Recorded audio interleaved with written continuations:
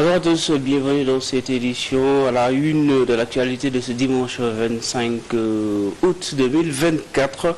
Les réseaux sociaux, encore et toujours des informations, des ordres, des illusions, en sombre constat illustré par le double meurtre survenu mardi dernier d'un danseur et son neveu tués dans leur appartement. Certains ont pris la parole, les alertes, un drame, on va en parler dans cette édition. Un autre sujet aussi, le Magal de Touba et son lot d'accidents dans la circulation. La brigade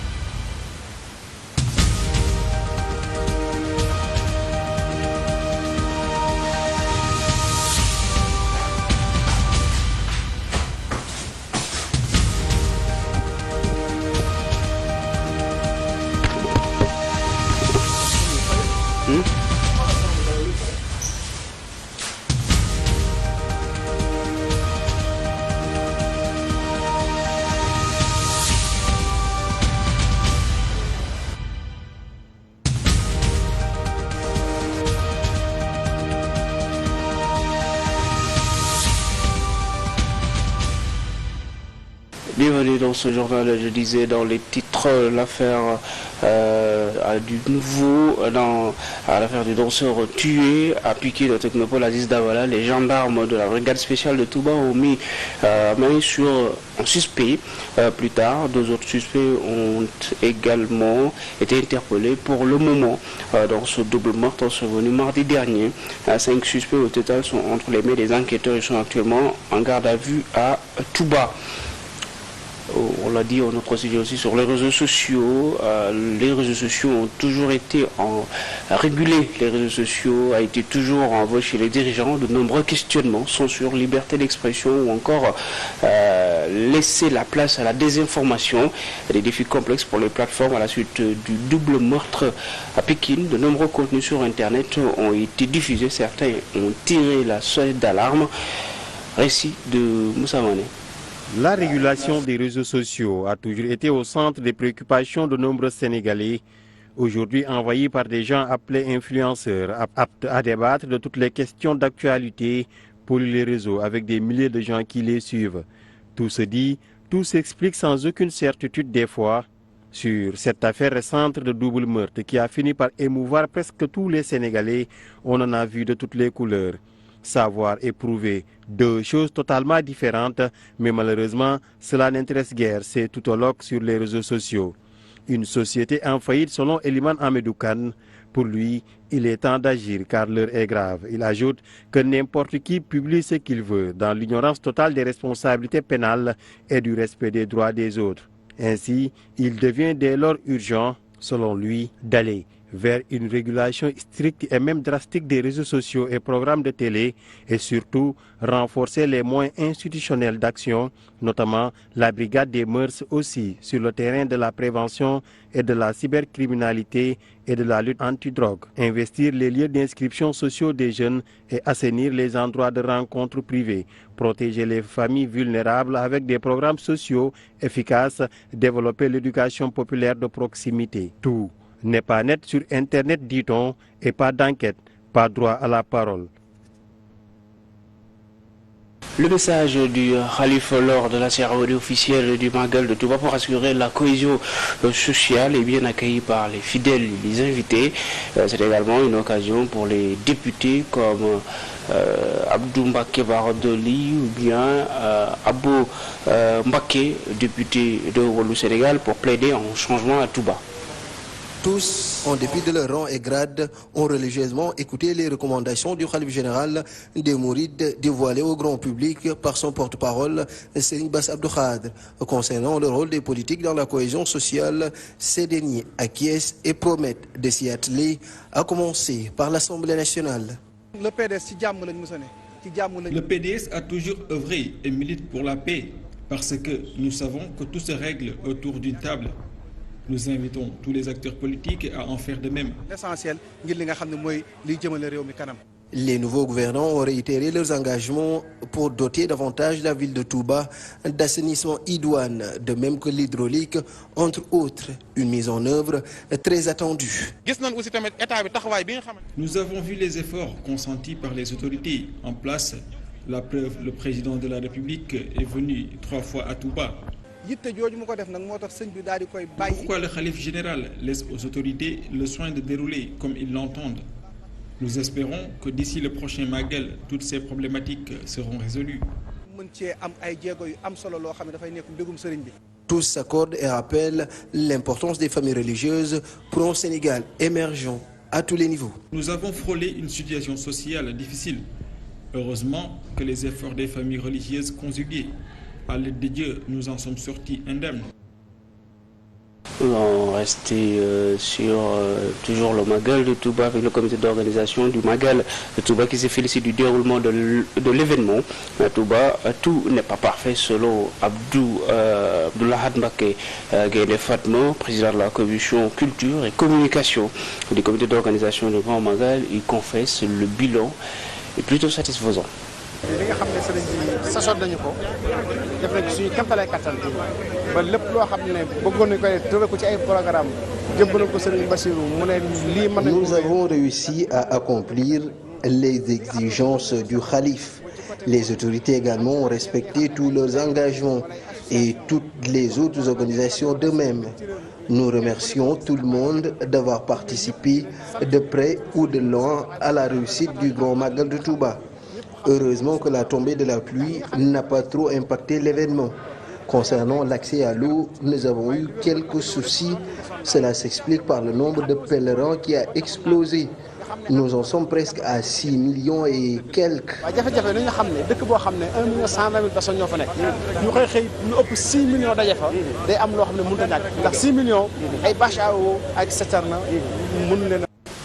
C'est sur la polémique concernant la demande d'hébergement de la délégation étrangère pour le Magal de Touba, prononcé. Abdoulaye Seck Sadeg a pris la parole, le responsable politique. Il demande aux autorités des explications par rapport à cette décision. Nous n'avons que Serigne Touba et nous donnerons tout notre possible pour lui rendre grâce. Cela dit, du jour au lendemain, nous assistons à l'incapacité des nouvelles autorités. Cheikh Oumar Diagne, lui, il doit démissionner. Mais malheureusement, il est de connivence avec les autorités en place. C'est pourquoi il est toujours là. Touba a toujours été relégué au dernier plan par ses autorités. Nous manquons de tout. Aussi, il n'y a pas assez d'eau. L'assainissement, n'en parlons même pas. Touba et ses difficultés, mais Touba aussi sur les routes. 11 personnes ont perdu la vie dans des accidents de la route survenus dans le cadre de la commémoration de la 130e édition du Magal de Touba, indique un bilan provisoire de la Brigade nationale des sapeurs-pompiers. Sur les 433 sorties effectuées par le détachement de la Brigade nationale des sapeurs-pompiers engagés dans la ville de Touba pour les besoins du Magal, 214 sont relatives à des accidents de la circulation routière occasionnant ainsi 551 victimes, dont 540 assistés et 11 décédés, informent un communiqué de la division informatique et relations publiques de la BSNP. On passe à une autre actualité concernant les pluies. Après chaque pluie, c'est le calvaire au marché Tilène de Dakar. Les eaux de pluie mélangées avec celles d'usée stagnent partout, causant d'énormes dégâts et difficultés. Les vendeurs invitent les autorités à mettre en place des mesures drastiques pour régler une bonne fois pour toutes ces problèmes d'assainissement du Nouveau Sceau. La pluie du matin est toujours promesse d'une belle journée, mais pas au marché Tilène. Ici, l'hivernage traduit le calvaire chez les vendeurs qui cohabitent avec des eaux usées, mélangées à des ordures. La vue aérienne laisse dégager une odeur nauséabonde sur laquelle les vendeurs exposent leurs marchandises, pour la plupart composées de denrées alimentaires. Tu as vu, c'est toujours comme ça à chaque pluie. C'est très sale. Et c'est tous les jours. C'est la même situation partout dans le marché. Il y a même des vendeurs qui ne sont pas venus à cause de ça. Vous avez vu les ordures, il faut qu'on nous aide. Dans ce marché, même le déplacement est difficile. Il faut patauger dans ces eaux usées pour pouvoir vaquer à ses occupations avec tous les risques que ça comporte. Aujourd'hui, ça a plu, mais comme tous ces derniers jours, ça peut causer beaucoup de maladies parce que l'eau dégage une odeur nauséabonde. Vraiment, nous interpellons le maire pour qu'il fasse quelque chose. Parfois, on tombe malade à cause de situations insalubres. On est obligé de rester chez soi. Cette habitante de la Médina, venue s'approvisionner en denrées alimentaires, n'a pas manqué d'afficher sa colère tout en interpellant le maire de la commune. Les gens qui salissent le marché n'habitent pas à la Médina. Mais nous, les Médinois, la situation du marché de la Médina, vraiment, nous sommes très désolés. On dirait qu'on n'a pas de maire. Monsieur le maire Bamba Fall, on vous invite à venir regarder le marché, la situation du marché Tilène. Comment les Médinois et les Médinois souffrent. Le marché Tilène est trop sale.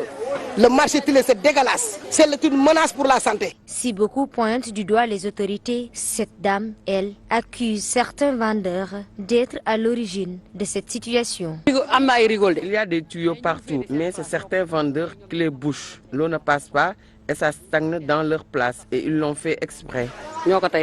Les usagers du marché Tilène de la Médina disent vivre cette situation depuis des années et invitent les autorités actuelles à prendre les mesures idoines pour mettre un terme à ce calvaire. Puis un peu de décentralisation, ce journal, le mouvement pour le développement de la solidarité à Thiès a organisé une journée de reboisement dans les villages de la commune de Taïba Ndiaye. Ses membres entendent jouer largement leur rôle. Nous écoutons le représentant au micro de Binta Traoré. En fait, notre objectif, c'est de jouer pleinement notre rôle en tant que citoyens engagés dans le développement de notre pays. Nous sommes dans un État organisé avec un chef de l'État qui a une vision d'avoir un Sénégal vert. Et nous pensons que le Sénégal vert, c'est tous les territoires du Sénégal qui sont verts. Donc nous voulons vraiment initier cela au niveau de Taïba Ndiaye, mettre vraiment un reboisement de qualité qui intéresse aussi les populations, penser aussi au plan de suivi, à la sauvegarde aussi des arbustes. Alors au total, 300 cocotiers que nous avons mis en place pour la première phase. La première phase concerne 5 villages des 35, donc les 5 villages qui sont Taïba Ndiaye, Taïba Khab, DAF 1, DAF 2, Ndoyen. Le constat qui est fait au Sénégal et même dans le Sahel de façon générale, c'est qu'il y a aujourd'hui un problème avec la nature. Beaucoup d'arbres ont disparu, probablement dû aussi à l'urbanisation qu'on connaît partout. Voilà. Donc aujourd'hui, l'enjeu pour nous, l'enjeu pour les populations, c'est de faire revenir un écosystème viable. On en parlait dans les titres, cette note sportive avec l'équipe nationale féminine de basketball du Sénégal qui s'est difficilement imposée hier à Kigali contre celle du Rwanda sur le score de 68-65 en demi-finale du tournoi de pré-qualification. La Coupe du Monde de basket féminin prévue aura lieu en septembre 2026 à Berlin en Allemagne. L'équipe nationale féminine de basketball affrontera ce dimanche la Hongrie en finale du tournoi de la préqualification. Ce sera à 15h. Et puis cette triste note qui nous est parvenue il y a quelques minutes, la commune de Koki en deuil, Koki située au sud du département de Louga. Le maire Sélé Meïssa Ndiaye a rendu l'âme ce dimanche. Il sera inhumé cet après-midi à 17h. Toutes nos condoléances à sa famille.